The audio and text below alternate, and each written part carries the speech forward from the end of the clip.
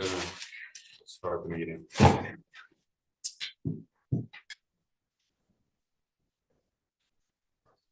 All right, I'd like to call to order this meeting of the Hartford Select Board on Thursday, November 14th, 2024 at 6 p.m. Our first item of business is the Pledge of Allegiance. You would like to lead us, John? Yes. I pledge allegiance to the flag of the United States of America and to the republic for which it stands, one nation, under God, indivisible, with liberty and justice for all. John, order of agenda, we're flipping police and fire's order of presentation, so we'll hear from Chief Sheldon first. All right, public comments. Is Chief presenting dispatch as well? Yes. Before fire? Okay. Okay, so we'll start with public comment, start with people in the room and then people on Zoom. People will have 3 minutes to speak. We ask that if you will speak, please identify yourself and your town or village of residence. I don't see anyone in the room. Kim, anyone on Zoom? There are people on Zoom, but no hands up at the moment. Okay. All right, we will end the public comment period and get to the budget presentation. So we'll start with Chief Sheldon doing the police budget and the dispatch budget. Chief. Let me see if I can get this share.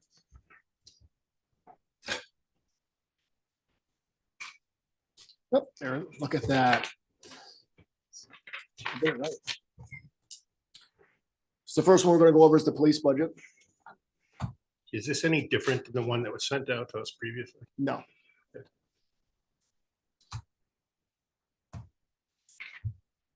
Okay.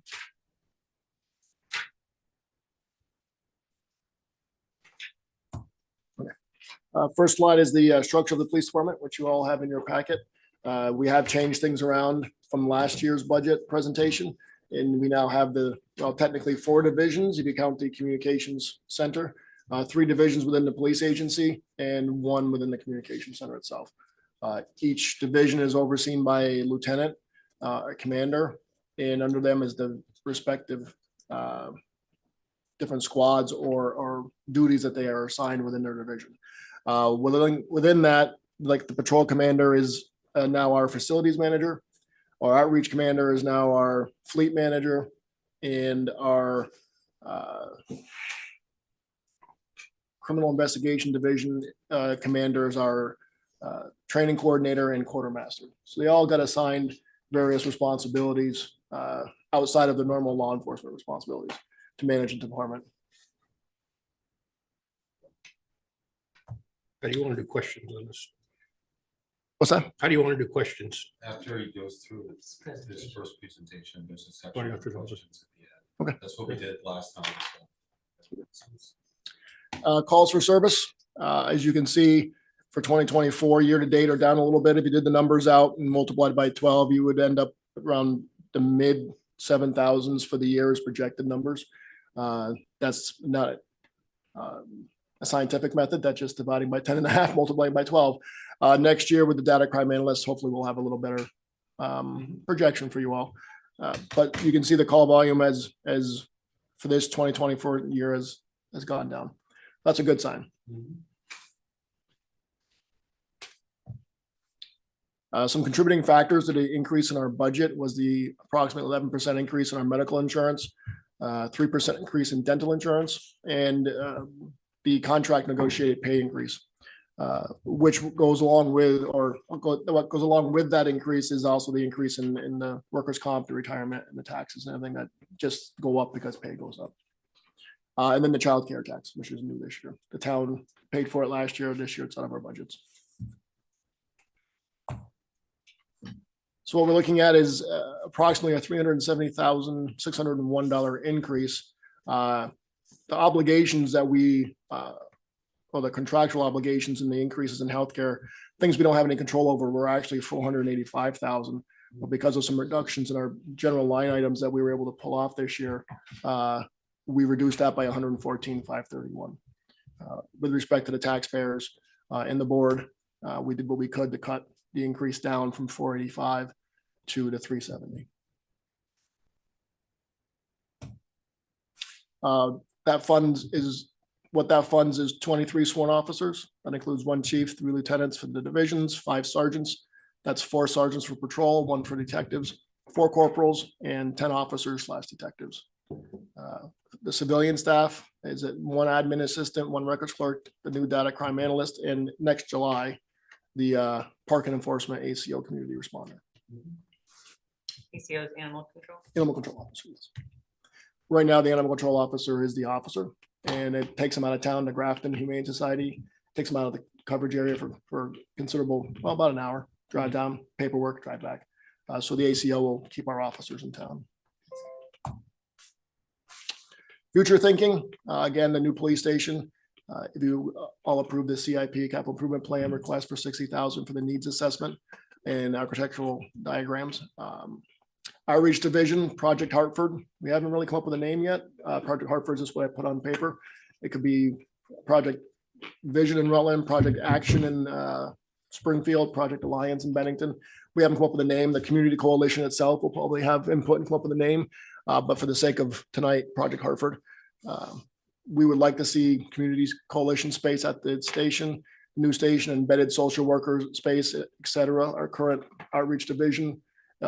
Once we do have embedded social workers back, which will be very soon. We just introduced people yesterday. We're already full. We don't have any room left. So we haven't even begun the coalition yet, and we're full. So it's a needs assessment for sure. Dedicated drug testing area. Right now we test our drugs. We put a plexiglass wall up. And we test our drugs right next to our sink and our microwave. We cook our lunch in. Not the best options, but it works for now. We have a workaround.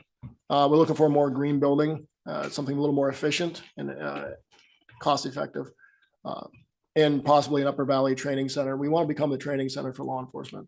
Our model moving forward with community coalition and civilian responders and putting the right people out there on the streets to answer the calls instead of a law enforcement officer all the time is really the model moving forward in best practice.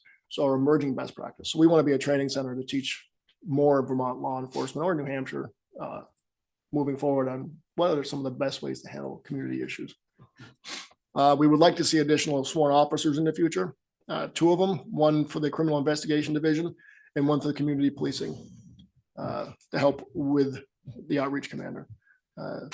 Our spike in criminal investigations online for child sex crimes, sexting, frauds, everything, it is through the roof. The only reason we don't do more is because we don't have staffing. It's just so prevalent. And it's really scary stuff that we're handling. So I'd like to see more help for our detective division and more help for our community outreach.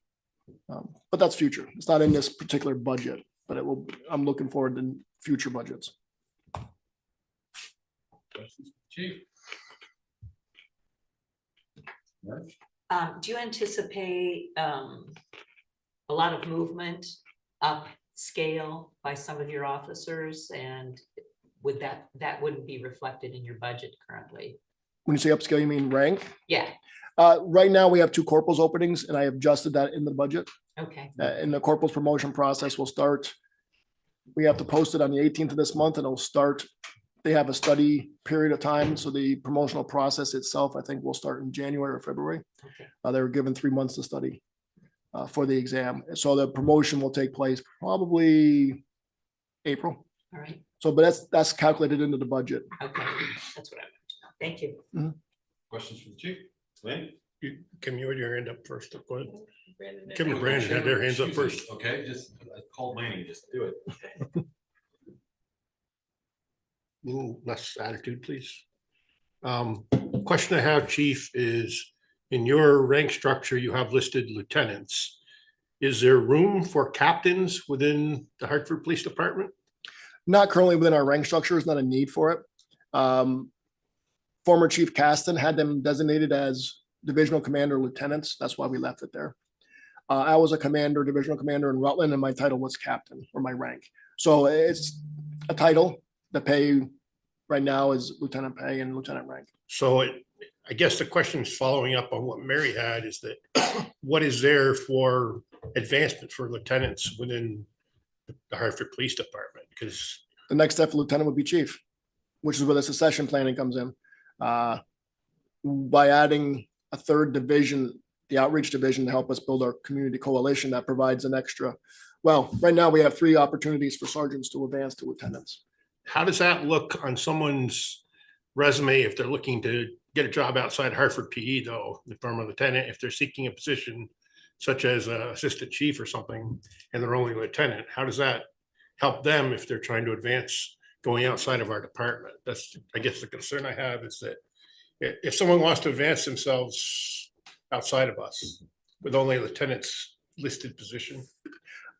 Well, at first, I hope they wouldn't leave us. I hope they would advance. Right. Yeah. The other thing is, you know, my title was commander. Nobody really knew my rank as captain because it wasn't listed as that.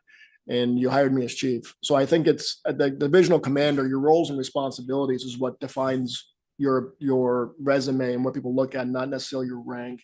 So a rank as lieutenant in the state police is different than a rank and lieutenant for us or lieutenant captain in Rutland.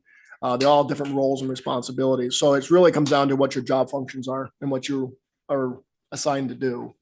I understand what you're saying. I don't have a problem calling them captains if that was the case. It really is just the title. They're the divisional commanders, and we just kept it as it was in the policies. Okay, like I say, I'm just concerned if somebody wants it. Yes, I agree with you. Hopefully we keep everyone that we have. Yeah. But if someone is looking to progress somewhere outside of Hartford, Right. I just don't want it to be a hindrance to them by being labeled as a lieutenant within the Hartford Police Department, looking to advance elsewhere. No, I understand. Yep. And then the other question I guess I had for you is that one of the things that I perceive happening in the town of Hartford is I don't want to say it, phrase it in any term of the quality of life issues happening now within the town of Hartford, in terms of a lot of homelessness, a lot more drug paraphernalia, if not drugs, finding themselves in the area. Is this outreach officer position something that's going to be able to have enough staffing to combat the constant level of quality of life issues that we face? Because I find us every time I turn around, I hear about, I'm just going to say it, the cruiser up to the Hartford Ave, you know, right. And this concerns me. So, and I'm not sure what sort of work is being done with establishments up there to help out with their own cause. I just want to make sure that you have enough staffing on that aisle to combat the rising level of quality of life issues that we have. No, it's a great question, Lanny. Speaking from past experience in Rutland as executive director of Project Vision, the community coalition over there was only one officer involved in Project Vision as a member of Project Vision, and that was myself as executive director. Project Vision had no budget. There was no increase in PD budget other than staffing, which was my position. It was a community-based program. So when you say quality of life issues affecting our community, the point of the coalition when we get it up and running early next year, probably hopefully spring, midsummer, is going to be that we meet as a group, as a coalition, and we identify the problems within our community that we want to address as a community, not as a police department, not as a select board, but as a community.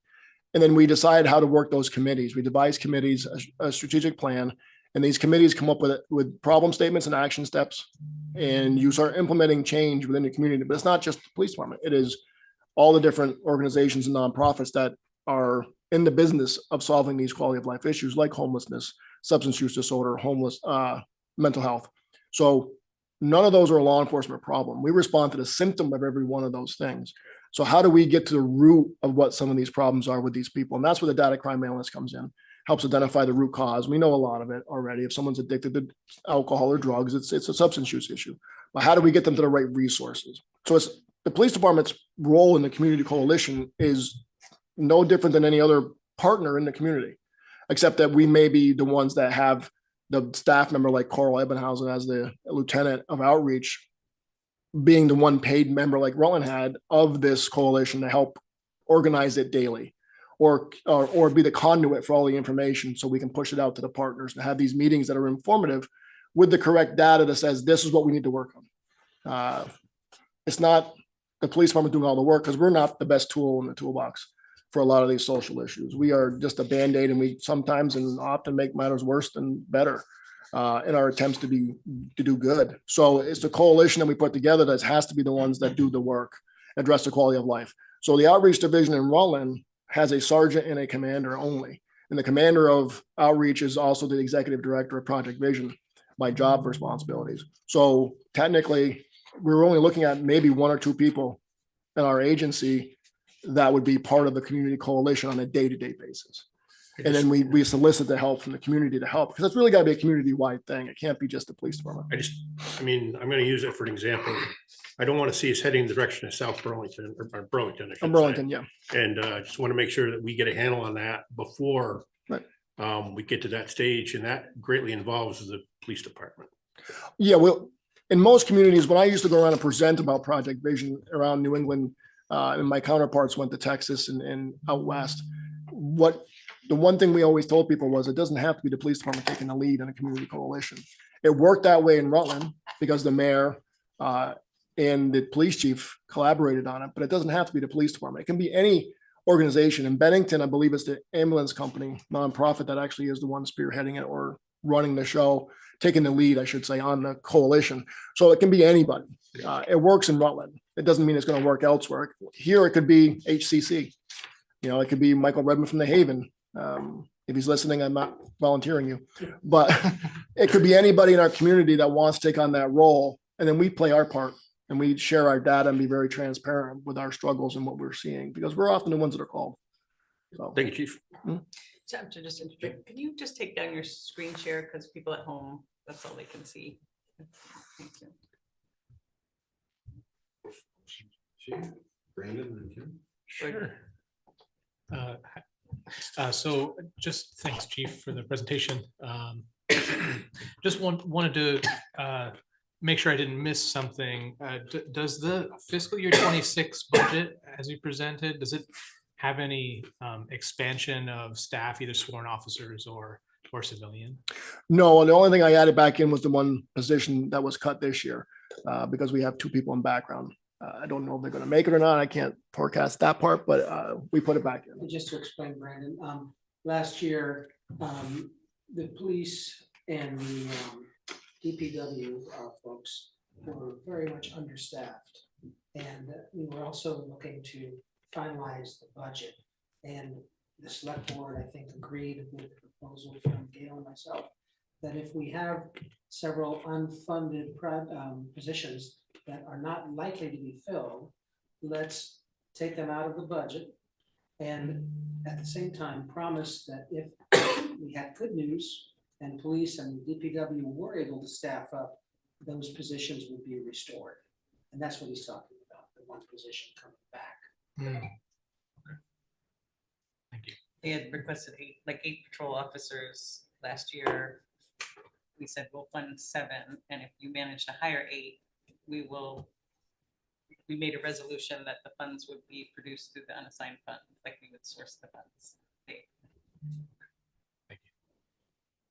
you. Question. I see that Dylan is here, and it brings to mind the fact that he might be able to answer a budgetary question that relates to not just police, but dispatch and fire. So the question, Dylan, is could you let us know what the plan is to spread the burden of upgrades to the public service complex server? I wanted to be here, besides just letting my support, to discuss kind of the public safety upgrades, which is going to be to the server infrastructure that affects all 3 departments in that building. The bulk of my presentation is going to be really into the details about what do we, how did we get to this point? What do we have? Why am I proposing kind of an upgrade? So the details are coming soon, I guess, in my presentation. But if you look at the 3 departments in public safety, you'll see 27,000 spread across 3 departments. And then there's a large portion from consulting and licensing that is in my proposal. So that's kind of how we figured how to kind of spread the costs around, keep no one line item higher than another. And with the chief support and finance and town manager, that's kind of how we're going to propose it. But I wanted folks to know as they saw that all the answers I'm happy to give during my presentation, with all the details and ones and zeros, things like that. Thank you. And that's for internal server upgrade?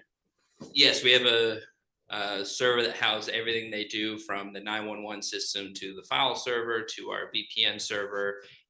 Really anything that they do from an application standpoint is kind of one system that has a few different parts, and we're proposing upgrading 2 of those parts. So part of my presentation will be kind of explaining what we have now, why do we have that sort of setup, and then kind of what the replacement might look like. Jim? And just to follow up on that, I don't have a question, Dylan, per se, but just if anyone else is keeping a tally, I have that as a potential local option tax fund. Like if it were something that was not, if the board did decide to ask the voters to vote on it as a local option tax funded thing, and it were if it failed, would it mean just like, is a year postponement, how devastating would that be? There is an infrastructure project coming from a slightly different part of the IT budget, but it would be probably in, I believe, 2 to 3 years from now. So my concern is if it was postponed, that the burden would potentially be greater because you would have 2 purchases fairly close together. So that's partially why I'm proposing it now, so we can take care of this and then have ample time to budget for the one that's coming in 2 to 3 years. Thank you. I also wonder if that's the kind of thing that, like, the things that we don't have reserves for, like if we know certain upgrades are going to need to take place. I mean, I feel like that I often have that question, like when any big ticket item, anything that's like, you know, 50,000 or over, and we know we're going to need it, can we do 10,000 a year for 5 years in a reserve account? So I guess I just kind of principally think of that in terms of going forward. And then I do have a couple of questions for Chief, and actually 2 that might be Gail related, which one was in the police department for their workers' comp went up like 40%. Was that? The workman comp numbers across the entire town have not been updated. They will not be updated until the LCT gives us our rates. I'm sorry, you're saying that like I knew that. I mean, I knew they were estimates. I didn't know that. So they're like just the same as last year or something? Is that? I don't, they shouldn't have changed. Yeah, they were because I looked at that too. And I apologize, I just, we have talked about it a couple different times. I've gotten tons of emails asking about that workman's comp, and I know that the town manager has indicated as well that the numbers are not updated. Same thing with property and liability insurance. We don't get that information until the end of November.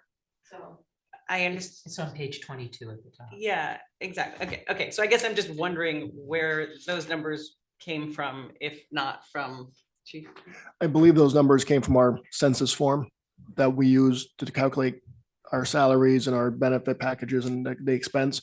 So that will tell us a rough percentage, and I took that number from that formula. Okay. It wasn't a specific number from HR or Gail. Okay. It was something that our census form develops. It gives us a rough idea, and I added it in. Certainly catches your attention. doesn't Yeah, it? Yeah, it does. Yeah. I mean, 9,000 the year before to 91,000. oh wait, we're looking at 2 different things. No, I'm just looking at workers' comp, on top, very top one. 211, 250. Yeah, but it went from budgeted amount of 140. Yeah. Okay. I just Yeah. heard the 900. Yeah. I didn't hear the 140 part. Yes. Yeah. Okay.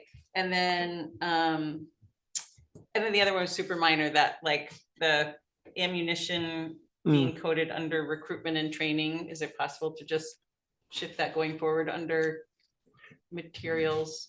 Yeah, we can. I mean, that's Or where it's been. I didn't really think about it and change it, but I don't have a problem moving it to a different line, as long as it's, I can do that.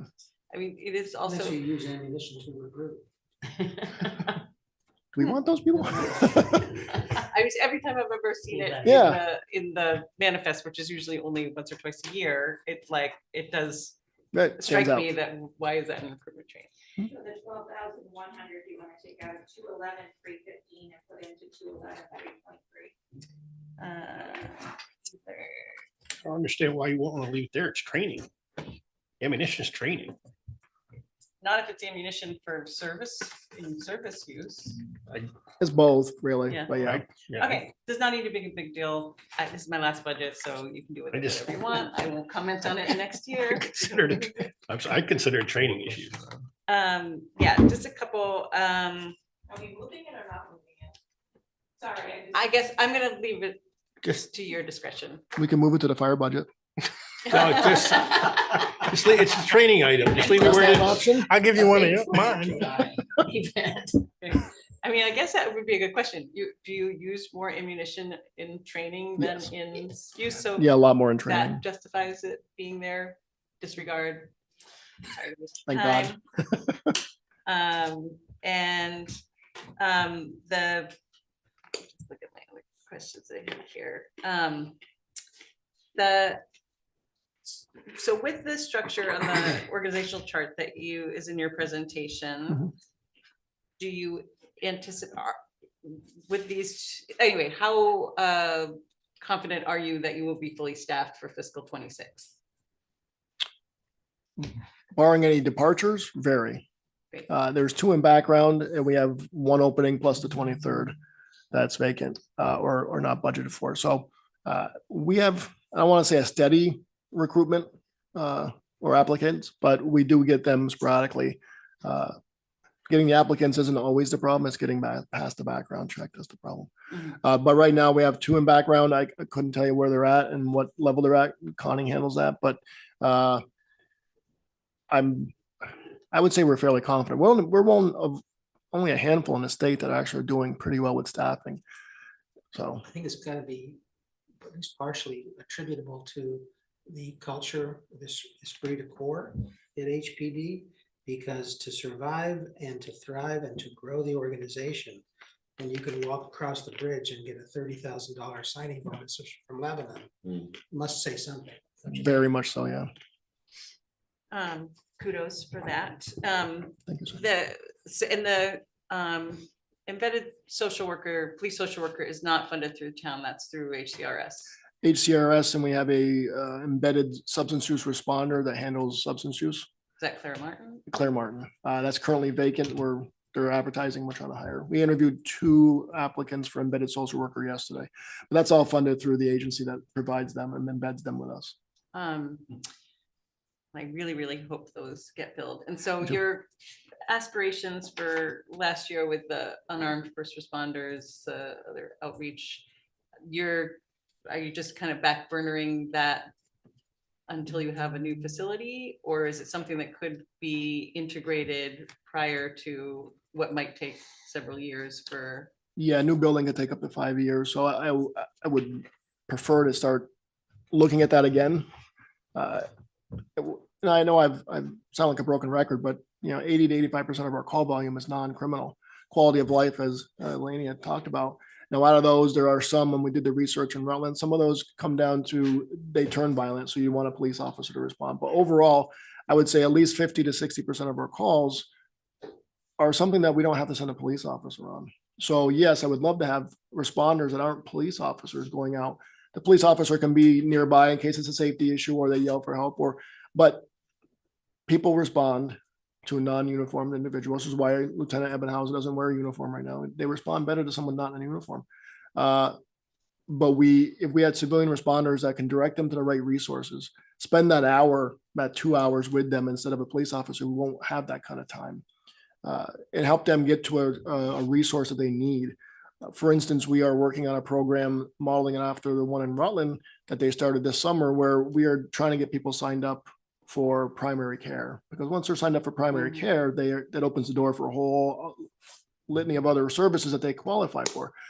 But to tell somebody that's has a substance use disorder problem, mental health, or homelessness, or all the above, hey, be at my office at 2, I'll get you signed up. It doesn't work. So Carl actually has the applications. He goes out and hands them to him, helps them fill it out in the field, and says, let me get you connected. Rutland takes it a step further. They have a vehicle and they have a doctor and a nurse to go out, and they drive around. They actually do exams in the field with the police officer with them. And again, the police officers, they're there for safety and they step back and let the medical staff do their stuff. But they engage them and get them into the services they need so that primary care doesn't become the ER. This is, I would imagine, part of like through a coalition Yes, that these kind of programs can be developed. right. Um, If I could just add real quick, our relationship with Clara Martin and Danielle Caton over there, she's also offered, and you know, I have to revisit this because she offered it earlier this summer. She's offered a nurse for us 1 day a week, an RN to go out with us in the field with our outreach division and some of our other partners like the Haven or HCRS and meet with people where they're at and get them signed up and get them seen. That's a big step. You know, if you ask that most hasn't police, started yet. That's not yet. but it's if you ask most police officers, did you go through the academy 17, 18 weeks at the police academy to hand someone a form to fill out primary care? They're like, what are you talking about? But that's what I'm talking about, emerging best practice. How do we move forward? Mhm. And it's a cultural shift within our law enforcement community, but within this community, right? You know, they often call 911, they want a police officer. Well, in the future, you might get a civilian responder. And I think that's the appropriate way to go. They're cheaper to hire, they're cheaper to maintain, and the liability is less. They're not carrying a weapon. So law enforcement will always have its place, but they're not the best tool. And they're the only ones that are often used. Yeah, So sure. I'll step off my soapbox. Do you think that there was any takeaway from the community safety review that will be of use in your work with the coalition? I think a little bit. I was more worried. I was more interested in them saying, these are some of your issues, you know, and then we had a starting point. But we do know it's mental health, substance use disorder, and homelessness. We know those things. Yeah. So when we form our committees in the coalition, there'll be a larger committee and then subcommittees. And the subcommittees, we do all the work. Yeah. So it really is an interesting process. When you see it, you kind of don't believe it's happening and why it works, but it does. But again, it's getting the community involved and the partners that do the work on our side to help us. Like look forward to seeing how it plays out. And just one final thing, and then we can move on, is with the criminal investigation division and I guess I'm curious as to the extent of the department's proactive what's the word I want to use with investigations around online perpetration of, you know, predators. Could you please just give me an overview in that describes it not being entrapment? Well, I don't, yeah, it's an interesting dilemma. It's not entrapment from the standpoint that we are very clear we're a 14-year-old girl. I mean, I can't go into a lot of detail about the techniques, but the individuals so far have said, I don't care. So it's not entrapment through the court system. They've already concluded all that. So what's scary is how prevalent it is. And the predators online that prey on our children are very, very aggressive about it. And if they're doing it with one of us as a quote unquote victim, typically they have numerous victims. So that's the scary part. But in that isolated exchange or series of exchanges would be what would be prosecuted, not necessarily. I guess I'm getting into too specifics. I realize that's not. I guess I'm curious sometime to hear more about like how much resources within the department are used for that. Like what is it? What are the data and statistics around it? I'd be very curious, but we don't have to. Well, we have a data crime analyst now, so I can probably work on some of those numbers for you and give it to you, you know, maybe early next year. It is very time consuming. You know, when you're having a chat with somebody, it doesn't end Monday through Friday, 8 to 5. Yeah. It's weekends, it's nights, it's 2 a.m. Yeah. So this is a very dedicated group of detectives that be willing to put their family aside to do that. Yeah. So it's way more involved than I even thought about it. Yeah. I'm interested to learn more about it. I think that's all I have for the. Further questions before we go to dispatch? Chief, couple things I wanted to follow up on. My apologies if I missed it here, is that on 211-101 salaries mechanic, it states that it was reallocated to cruiser repairs. But when I look down at when I look down there at 211-321 repairs and maintenance vehicles, I see 25,578 there.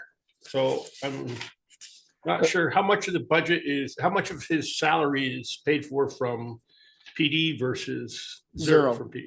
Does he Last still year not we work on tran- your vehicles though? He still does, yes, and Chief Cooney, the nice guy sitting next to me here, took the complete salary for the mechanic under his budget last year, so it hasn't been in our budget. This current, was it last fiscal year or this current? Last year. So his last fiscal year and this current fiscal year. he's Okay, not in our so budget. then since Chief Cooney's here, I'm gonna put you on the hot spot Sure. right here now. Yep. How much of his time is allocated to PD versus? 2 days a fire? week. What's that? 2 days a week we allocate for the 2 days a PD. week? He works three days typically for on fire apparatus, ambulances, and my fleet, and then we assign two Wednesdays and Thursdays for PD vehicles, unless Okay. there's a critical maintenance thing that needs to happen. Okay, so everything for maintenance on vehicles is coming out of your, The salary Just is salary, coming out. so All everything- the parts come They're from, still he's from paying PD for all the budget. parts. okay, Yep. all right, that answers that question. And then the other question I had is in regards to line item 10, 211, 120 overtime. We're gonna be more staffing, but yet I see overtime going up. So I'm kind of understanding the correlation between more staffing and higher overtime. I see that budgeted for 141,000 and, you know, that was the budget. And then we have 175,000 going up. Yeah, But if you we're notice getting on- we're getting more personnel. Explain that. well, we've hired more personnel, yes. Yes. We're getting back hopefully to full staffing. We're still short some.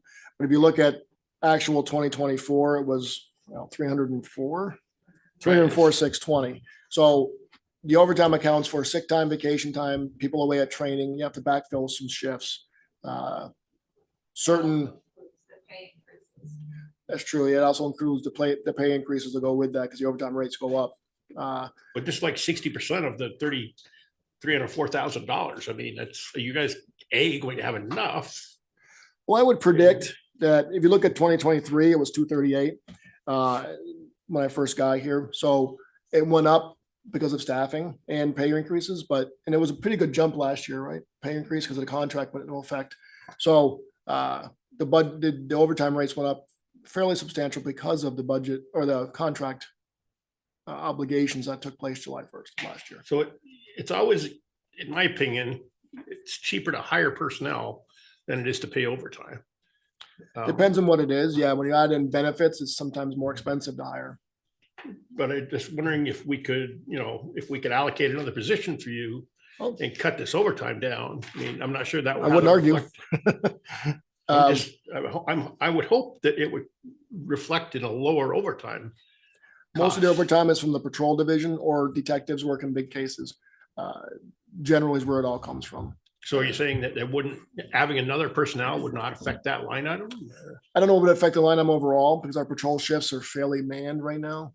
But again, mandatory training from the academy that's required by state, development of our staff to grow them as employees to be future commanders in chief, and long investigations from the detective division. Okay, just to me, it's a significant number. 304,000 is a significant number, but then I'm Yeah. seeing 175, so that's a significant decrease, so. gotta figure that Yeah, out. I bumped it up a little bit. Because it Okay. is obviously always a over budget I on just, that. again, want to make sure you get the tools you Yep. need to do the job Appreciate that, yeah. without cutting yourself short. And if you could use another officer and it would be more beneficial to us as a town, Right. have another officer. So it's about your needs and balancing your needs versus cost of the taxpayers. I appreciate that. Other questions before we go to dispatch? You had answered my question about contracted services for parking. It's 10-211-318-0100 and said, I believe for last year to cover parking meeting expenses, we decided to leave it in because the parking meters will be in place. So this is like above and beyond what the cost of the equipment? Is it Yes. like maintenance or, General maintenance, okay, updates on software or equipment. I know we're not getting individual meters anymore, but I'm not sure if there's batteries involved and expenses to buy those and replacement parts. okay. We'll get a sense of what that will cost once they're. Yeah. Thanks. Okay, we'll go to dispatch. Thanks, Chief.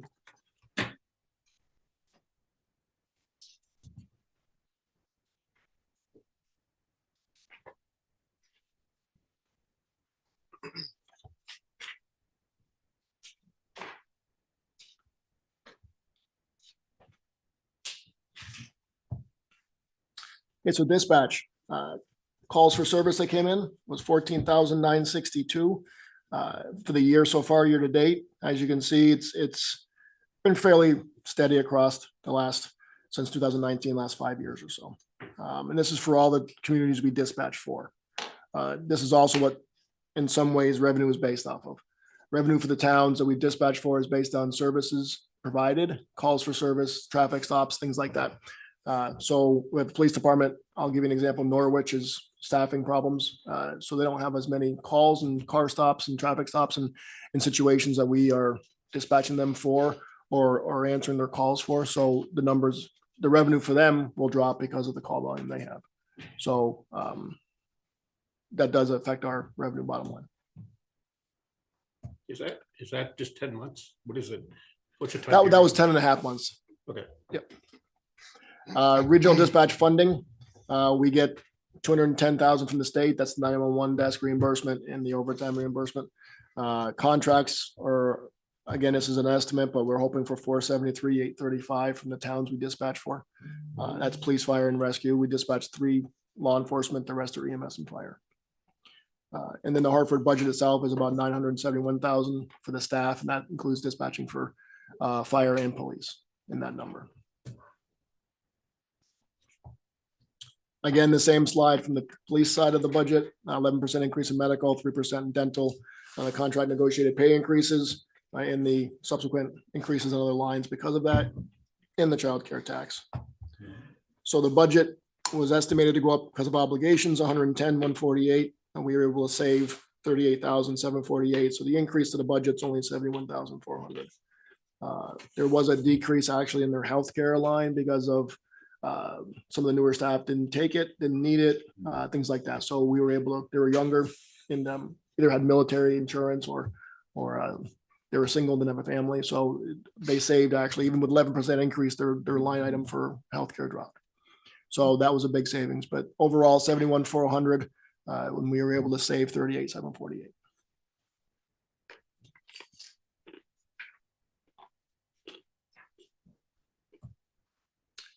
This fund includes 1 communication director, 10 full-time communication specialists, 1 communication information systems coordinator, and 10% of my salary and 10% of our administrative assistant, Taw's salary comes out of dispatch.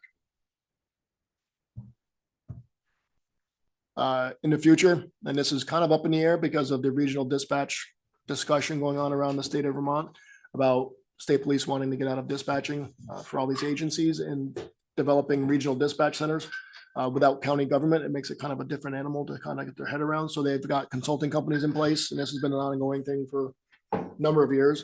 They're finally making some progress, but we don't know where that's going to go. We hoping they model themselves after Hartford because we believe, and Chief Cooney will back me on this, we have the best dispatch center in the state. So we hope they model it after us. We have a lot of technology to help with efficiencies and ease our burden and make it a lot easier for our staff. But so adding a 4th dispatch terminal may or may not be something we can do in the future, depending on where they put their regional dispatch center. So we hope that we'll keep our own, but we don't know what's going to happen to the towns we service. So again, we've already been asked by several other towns, one recently, to take them on, and we haven't. We denied them because of staffing, and we just don't want to overburden our current staff. So we were asked by the town of Ludlow to take them over recently, last week, and we said no. At least not this time, no. So. Okay. Questions on dispatch? Good. The 10% chief salary is just, so dispatch only pays 10% of police chief salary, not of Not fire. fire chief salary. Do you want to stop sharing your screen again? I think people, I know just watching Zoom meetings. Last night in the planning commission, the steering team for the town plan update, there was a presentation on the regional plan update, and there were real concerns around regionally that all these like volunteer firefighters and EMTs throughout the state are just, they're not there, and that they are, going to be looking to other, anyway, and I don't know what that, obviously Hartford's not obligated to those towns, but that future thinking, I mean, I don't know how we get ahead of that and Mm. it's just part of the landscape that I'm sure you guys are aware of. Yeah, there's some funding that came down from the state last year to do an EMS study statewide to kind of look at least on the EMS side, Yes. exactly what you're talking about. There's small towns and communities that just don't have either the financial capacity, they don't have the willingness of volunteers, or they don't have the infrastructure to create their own ambulance service. So who fills that gap, right? So maybe some form of county facilitation of those services needs to be developed statewide to fill the gaps in communities that can't afford systems like Hartford does. How far do you guys, I mean, I guess we're not at the fire presentation or Yeah. EMS, but when we get there, that would be a question. It's like, how Sure. far out do you guys go? Can we done? Yeah, Maybe? Yeah, one of you gentlemen, please explain to me what a communications information systems coordinator does. Opposed A to lot. Yeah, communication specialist. one of the Texas, yeah. busiest.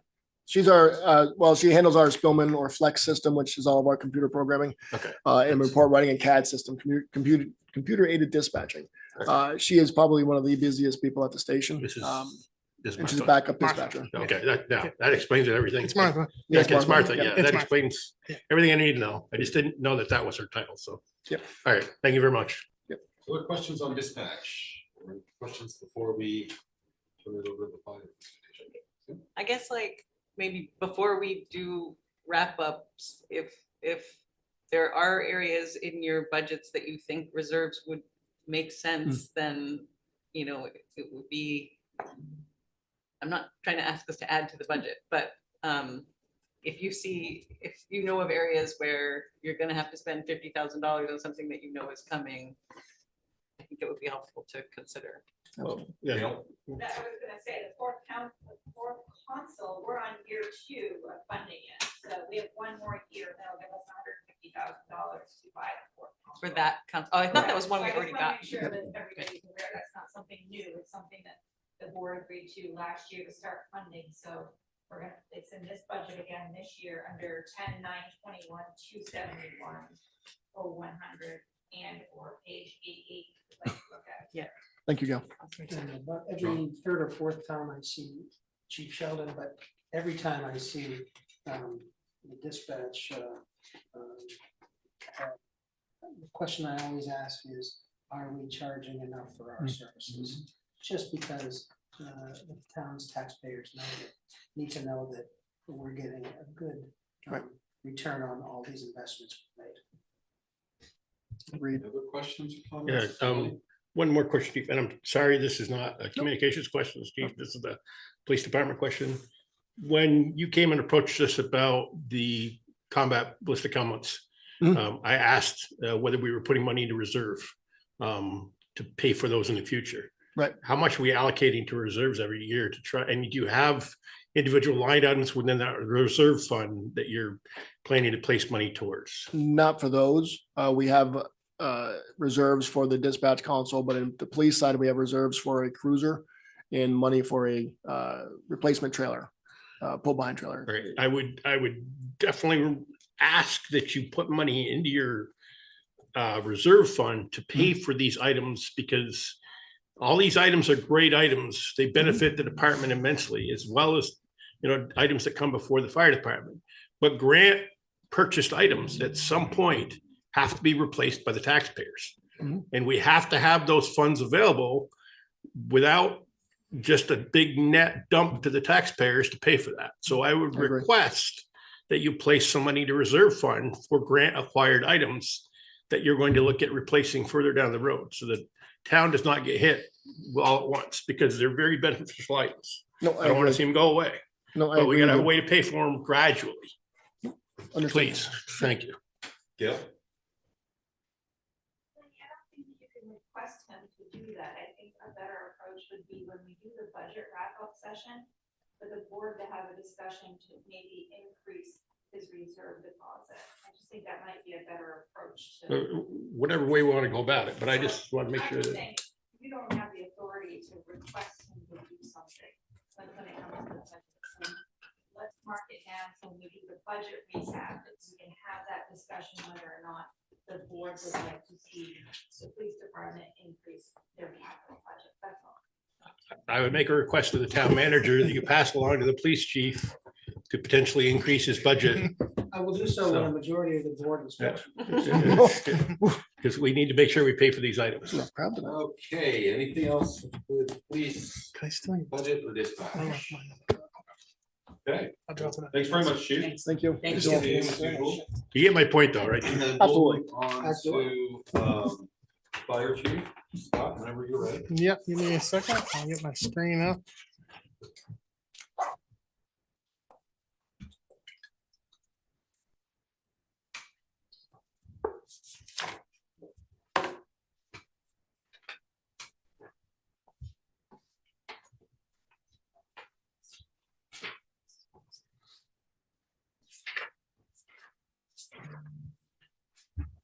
Okay. Thanks, you too. Safe travels. Fire budget for FY '26. It is number 221 in your budget books.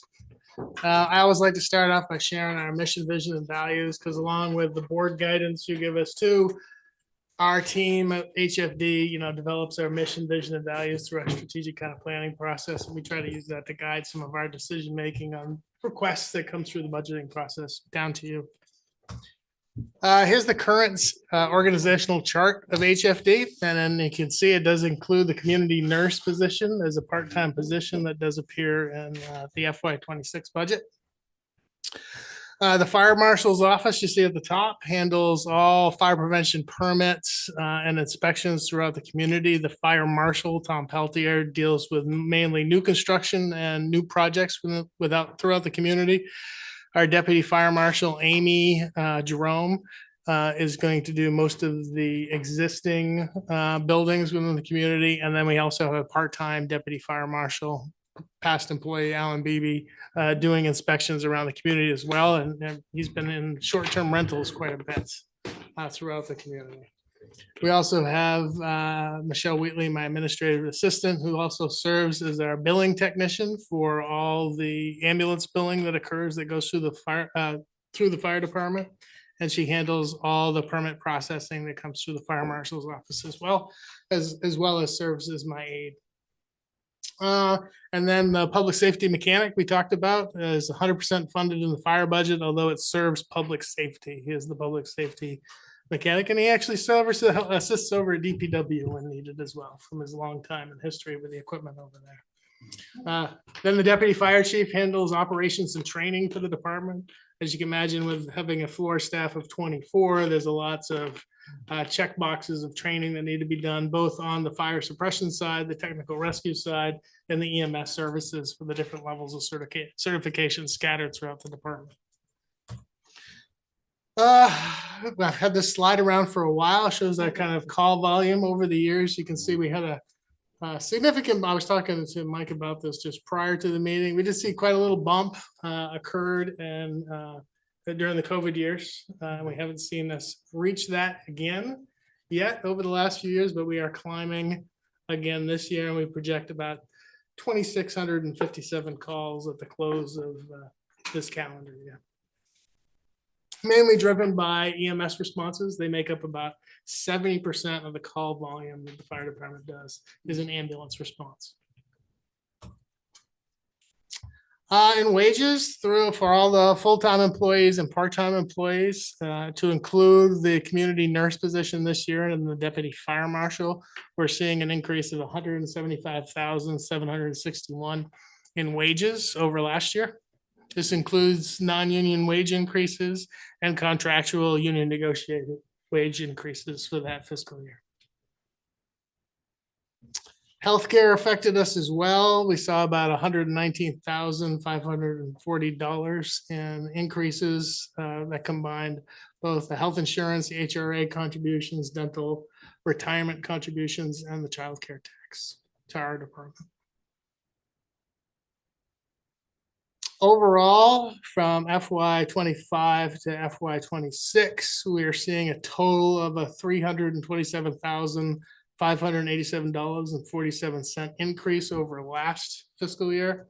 And as you can see, just with salaries, insurance, and an increase in retiree costs, the total budget was up $349,329.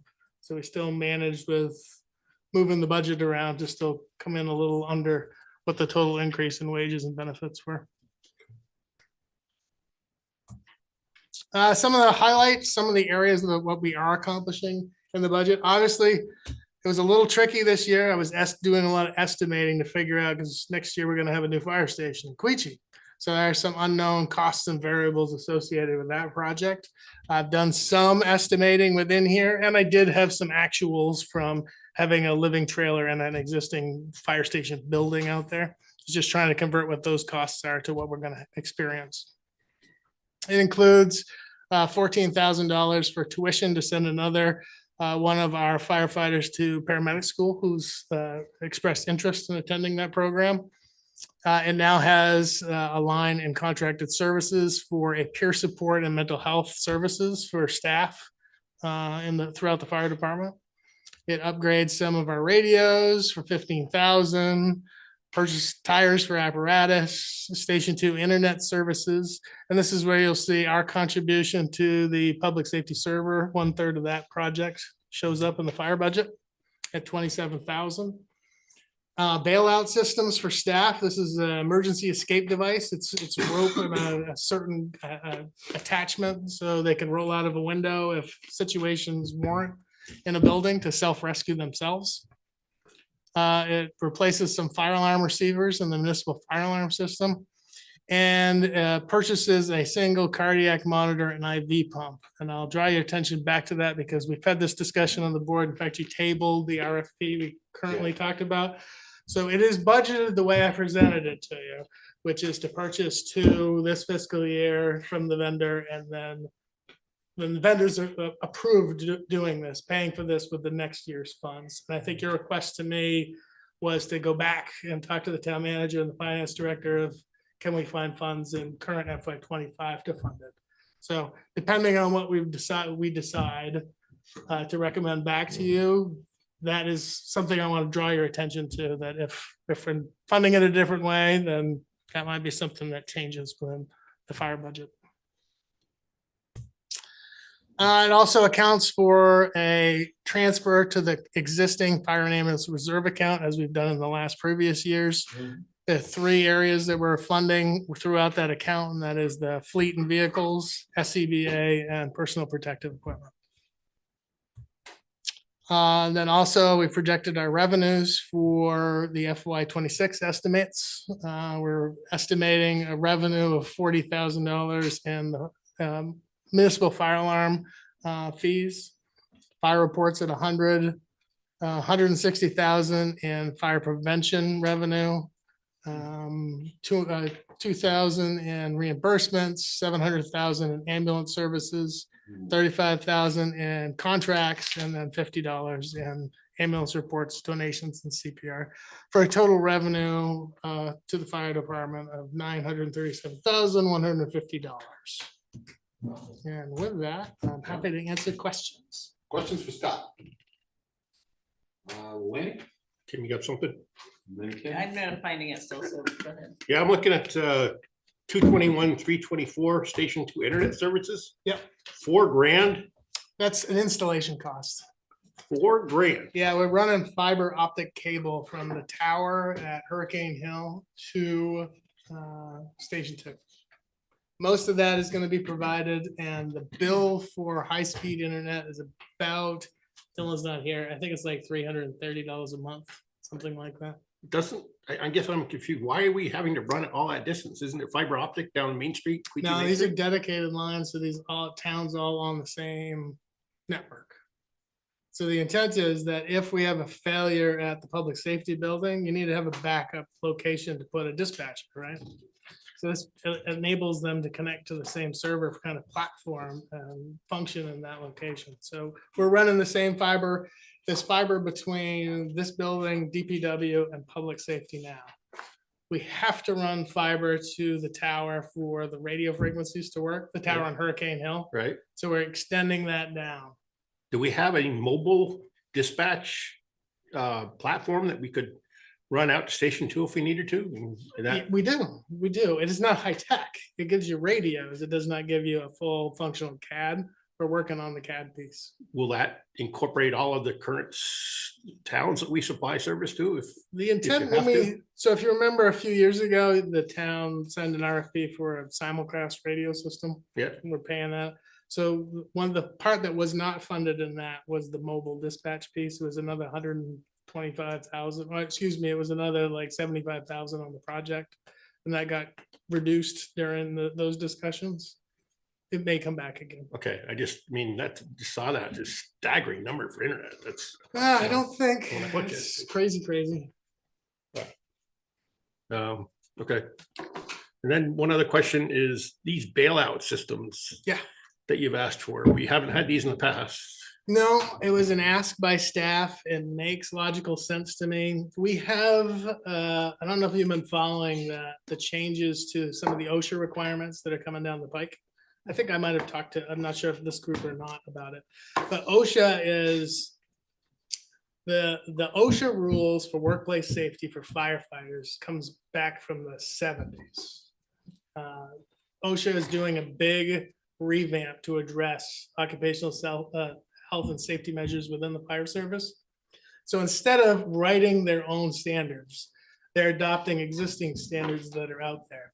So what they've done is taken a cadre of the NFPA rules, NFPA 101 and NFPA 1001 and the fire truck standard and the PPE standard and the protection standard for firefighters and different functions of the job, and are just adopting it as a whole. And as you know, Vermont is an OSHA state. That will become law. It'll become our obligation to provide that. Some of these safety standards are there, and bailout systems is one of them.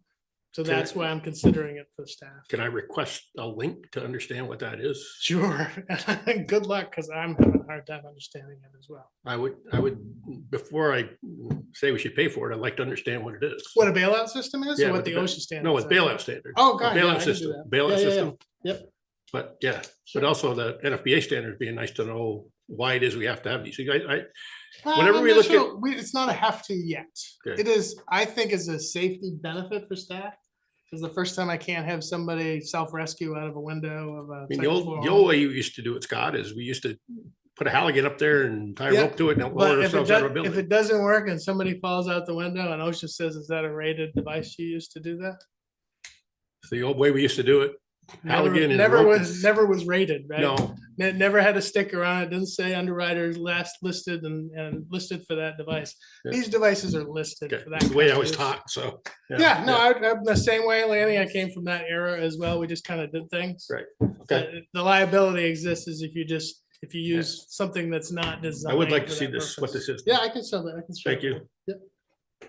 Questions for Chief Cooney? And this may be also a question for Gail, that you've explained it to me before, but why don't we include the bad debt for ambulance in an estimate? I mean, is it because we would like to think that this is a year where we won't have that write-off? Yeah, I mean, not knowing what it's going to be, it's we waited until. Like April, I think. Yeah, I mean, upon me starting here, they hadn't written on anything off forever, because I think the first write-off we did was 700,000. Oh, wow. Yeah. So, yeah, it's not included in the budget. Yeah, and somehow I Never thought. have, but we certainly can put it in there, but not knowing what it would be, that really would be a shot. I think a 3-year average, but that week is gonna include COVID during that time. It's just- I think if you were gonna add it in, I'd probably wait at least one more year, maybe do it like 27 budget, so we have like 3. you know, Post-COVID. Have some solid years of being post-COVID. What would its even impact be on a budget number anyways? A number that's kind of a phantom anyways. It doesn't have an initial impact when you're looking at the budget, but when we're doing our budget to actuals, it's considered overall in Fund 10. So so it does affect that.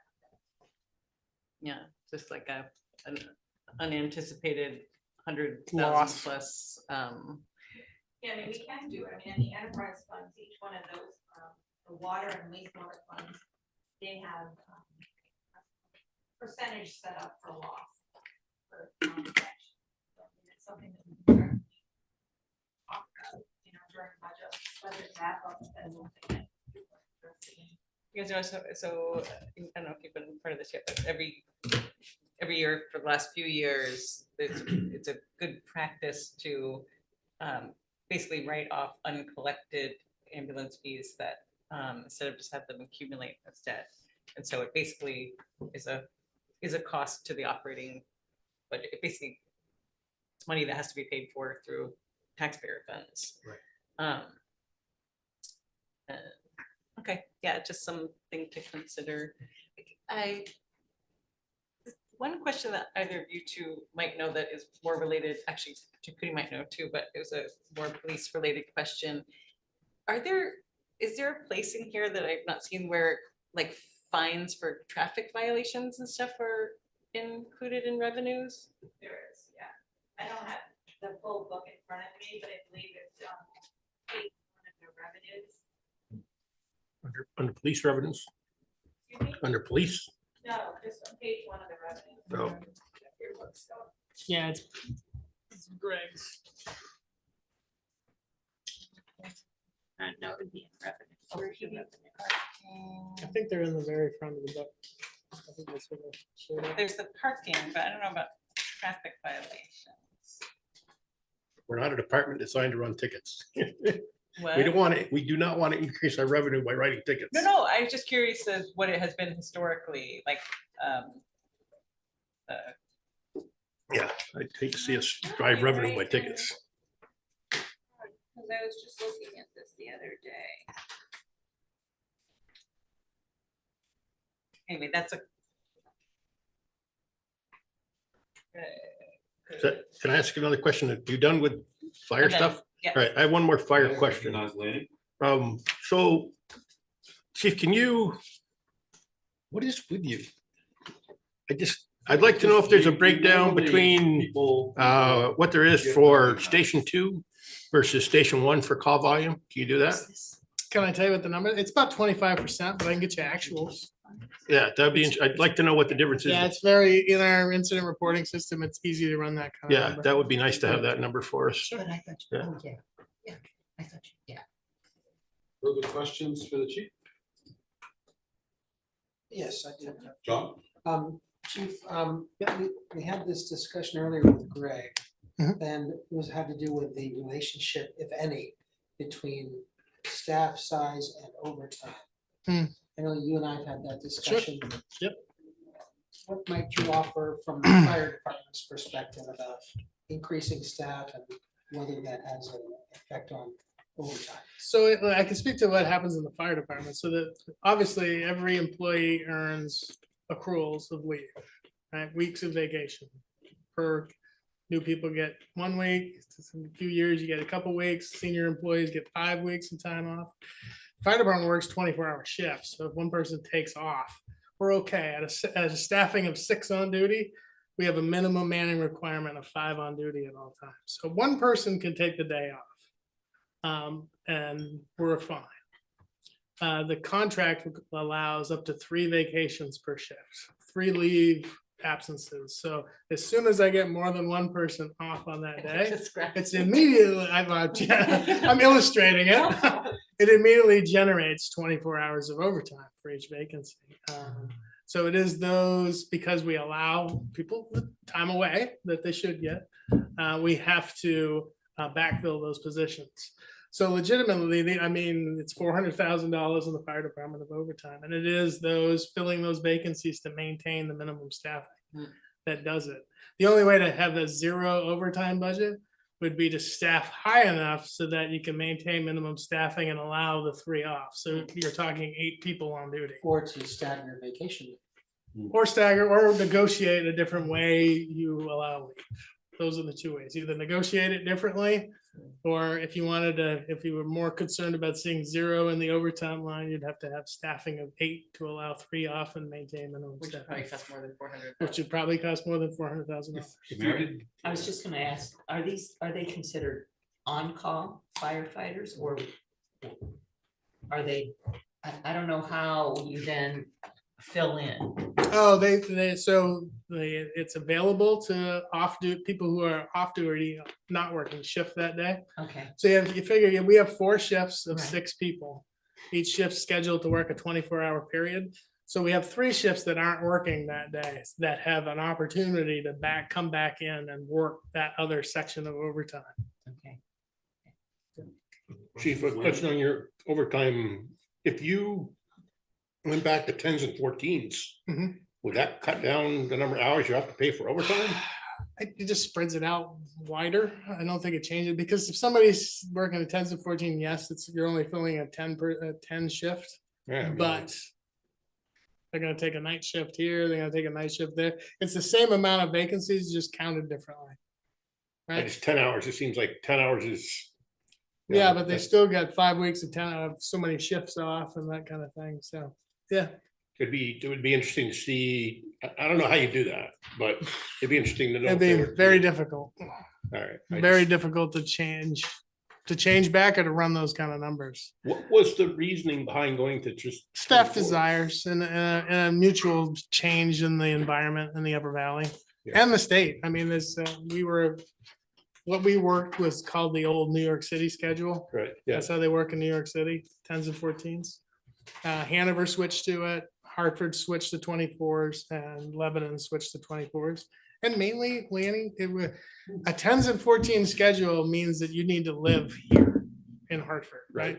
Because I'm gonna work 10 hours today, I'm gonna go home for the night, come back and work another 10, go home for 24 hours, come back and work a night shift, and then come back and work another night shift. And the truth is, my employees can't afford to live right here in the Upper Valley. I have people that live quite a ways. I have people who live in Bow, New Hampshire that drive to work here in Hartford. Cost of living, ability to find a home, those kind of things. So it makes us more appealing as an employer to have 24-hour shifts where they can come, do their job, then go home. Okay, And then that come makes- back in. that's a good argument for it. Yeah. Okay, thank you. Other questions for Scott? Gil, you said you found that. I did, it's page 6. 10,070,211,500. But there's nothing in there for 26. No amount. I mean, that's fine. It doesn't look like there's been, yeah, I guess there hasn't been. There's no parking. Oh, wait, that's parking fines. That's not traffic violations. Right, that's what I was trying to say. The fines and the forfeits where it says judicial fines state Mhm. has $7,000 in it. So that's traffic violations? Okay, I was just curious. Any type of fines that are issued. Okay. We definitely don't generate a lot of revenue that way, so I guess that's good. We shouldn't either, so. Some towns have a model Yes. of doing so. Yeah, we should not have that model, so. All right, any other questions for Scott? Otherwise, we will wrap this up. Do we have any open items that Scott needs to follow up on before we come back for our budget wrap up? Specifically, other than you want a link for the bailout system. Yeah, and I've asked for just Queechy call line, numbers, Queechy Queechy versus, numbers, yeah, main I get station those. 1, station 2. All right, well, great. Thank you, Scott. Thank you, Gail. Thank you. For your help with everything. All right, we don't have a consent agenda tonight, so I will take the motion to adjourn the select board meeting. Unless you want to John? discuss the advisability of having the auditor come in person or not, or that's an offline discussion. Well, we're gonna get the auditor report, and I think if people read it and have questions, we can reach out. I didn't find the presentation last year particularly helpful. It was like an hour. I just asked for the new folks who just joined us at the end of our meeting, right before the meeting. The auditor has asked whether the select board wants them to make a presentation of their findings, which they have in the past, but apparently we're a minority town that requests that. There aren't any findings, so, I'm sorry, wrong word. yeah. To discuss what they learned during their audit. I think if I think people it's read fine. the audit and they have questions, we can reach out. They can direct questions to you, John, to direct them to me. Because our next board meeting is extremely late. It is a very. Sounds like a consensus. So we'll just have questions. So when the report gets sent out to the board, are you gonna send that, Gail, or is it going to John? I'll send it to John and then Okay. John can distribute it, and like I said, before everybody got here. The draft is ready to go with the exception of the tip footnote, which Lori needs to provide to them so they can update the draft. So as soon as it's ready, hopefully it'll be ready tomorrow. Okay. We're reviewing it internally for everything else right now. But I think Lori gets it tomorrow, 2 weeks, so the auditor can update it. You can have it as early as tomorrow afternoon, if not, it'll probably be Monday morning, which is still plenty enough Yeah. time. to read. Yeah. And John, if you can just, when you send it to us, just make a note that if we have questions. Yes, to and I'll get be, them to I'll be a you. conduit. Okay, that's good. Okay, I'll take a motion to adjourn. So moved. I'll second We have that. a motion 7:16. Are you doing and a minutes? second from Mary. All those in favor say aye. Aye. Opposed? Okay, we're adjourned. Yeah. Gail, what is the actual percent increase to the budget from last year, this? On to this? expenses.